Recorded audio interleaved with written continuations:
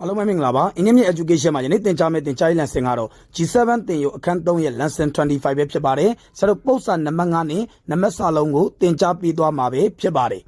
နံပါတ်5 1.10 နဲ့ 1.5 တို့ကြားရှိအပိုင်းကိန်းနှစ်ခုကိုရှာခိုင်းတာပဲဖြစ်ပါတယ်ဆရာတို့ဘုံပိုင်းကြီးတာတီထားပါမယ်ပိုင်းကြီးကိုထွီးနဲ့မြောက်ပိုင်းဝေကိုလည်းထွီးနဲ့မြောက်ပါတယ်3ပိုင်းတာတီပါဘုံပိုင်းကြီးတာတီထားပါမယ်ပိုင်းကြီးကိုစစ်နဲ့မြောက်ပိုင်းဝေကိုလည်းစစ်နဲ့မြောက်ပါတယ်စစ်ပိုင်းတာတီပဲဖြစ်ပါတယ်ထို့ကြောင့်1.10 နဲ့ 1.5 တို့ကြားရှိအပိုင်းကိန်းနှစ်ခုကိုပြောပါဆိုရင်